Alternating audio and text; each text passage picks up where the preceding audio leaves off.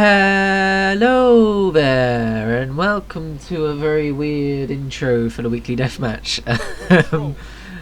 Fuck it, let's just use that one. Hi, we're using the Monte Carlo because I just got it.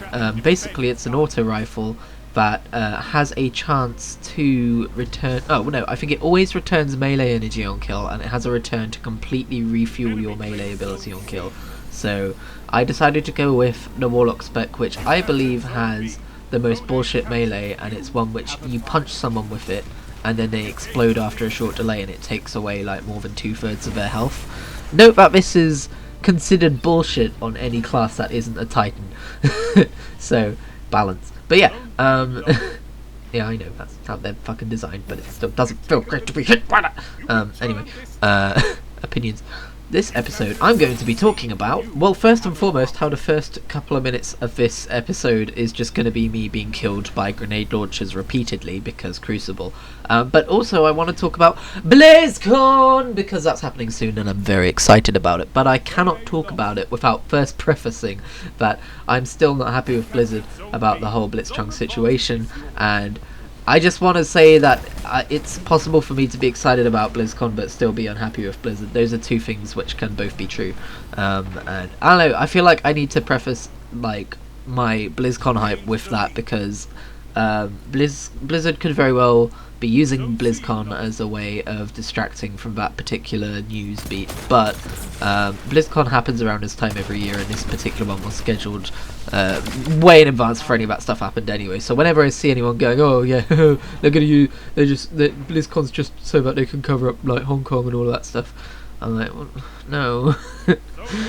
But that's not how that works. But anyway, I love the games, so I'll strictly be talking about the games. And I gotta say, this year there's been a whole lot of leaks, and I kind of expected this to be the case because I think people internally will probably be wanting to get some good press out there so that they're not constantly being talked about in a bad light. So I can see that being a motivation for some people to leak some stuff. Although when it comes to Overwatch, it was ESPN. And you know what, let's just talk about that first, right? Overwatch 2, or whatever the next Overwatch game is that's coming out, has kind of already been reported on by Kotaku. But we didn't know what it was yet. All we knew was that it existed and that it was likely to be announced this year. But ESPN, and I won't get, by the way, now's a good time to mention I'm not going to go into detail on what the leaks are. If people are trying to avoid spoilers, I'm not going to discuss what the leaks actually are. But ESPN were like, hey, Blizzard just sent us this whole package telling us what the next Overwatch game is. Here's what it is. I'm like, you're ESPN. You shouldn't be that fucking unprofessional. That's unprofessional, right? I'm not going crazy. That's like unprofessional and rude and like kind of really mean-spirited. Like, I don't understand why they did that.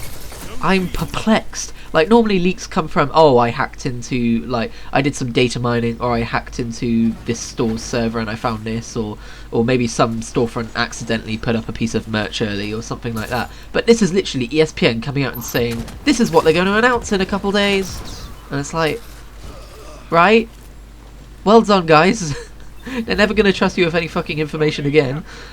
Ass hats. But anyway, I won't go into detail on what it is. I will talk more about the actual announcement next week. There will be another BlizzCon-centered episode next week, and that's when I'll go into detail on that.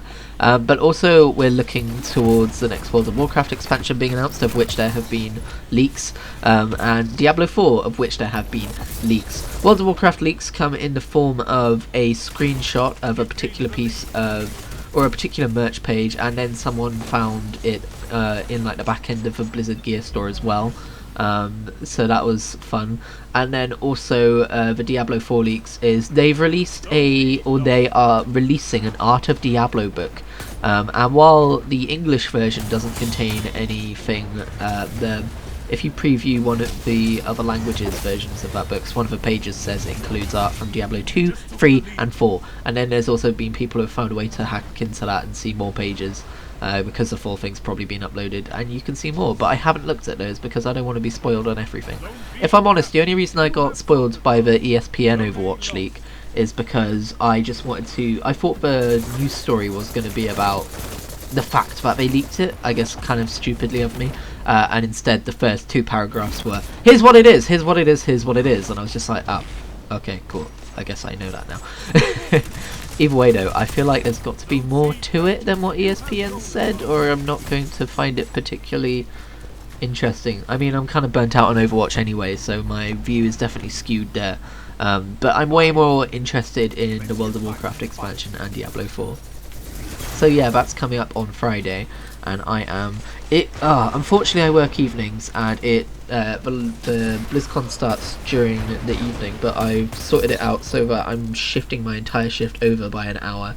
I considered trying to take the day off, but I thought I'm trying not to like prioritize video games as much as I normally do in my life right now, so I thought I'm just gonna watch the opening ceremony and then do my work shift. And yeah, even though I could like move a day off from another time, I don't want to have a week off, you know, a few weeks down the road and just be like, oh great, I've still got to come in and do, you know, a Friday because past Christian wanted to see some video game stuff.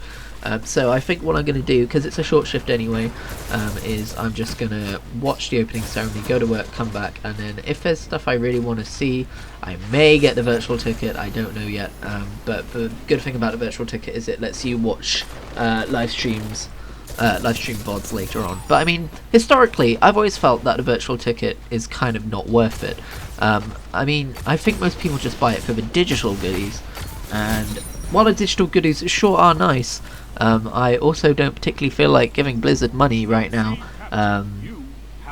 so so I'm gonna try and hold off doing that, but at the same time I'm not gonna like restrict myself from doing that. Basically, I'll buy something if I feel like it's earned. I'm no longer like giving them money based off the merit of, well, it's a Blizzard thing, I'll probably end up liking it. I like Blizzard because my opinions have changed, as have many others, by recent events. So yeah, as for whether they'll actually mention the whole Hong Kong stuff at the start of the ceremony, I hope they do. I hope they address it in some way.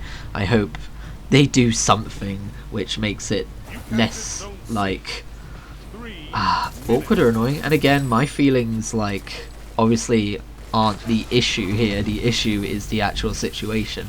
But it would just be nice to be able to enjoy BlizzCon without thinking the entire time about still not great though, is it? Kind of a thing.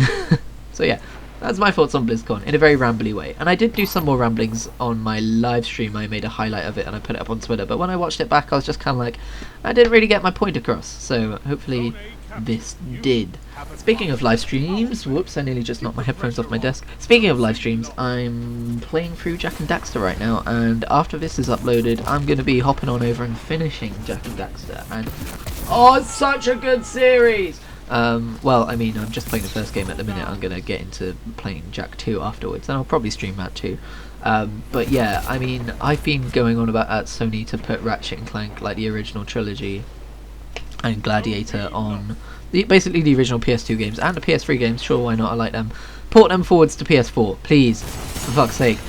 I really want to play them. And now that they've said that the PlayStation 5 will be backwards compatible with PS4 games, it's all the more reason to do it. And now that Insomniac have paired up with Sony Worldwide Studios, it's all the more reason to do it. So please do it. I will buy it. Again, I know, I'm a fucking sheep of a consumer, but I will buy the Ratchet & Clank games, and I will stream them, and it will be glorious.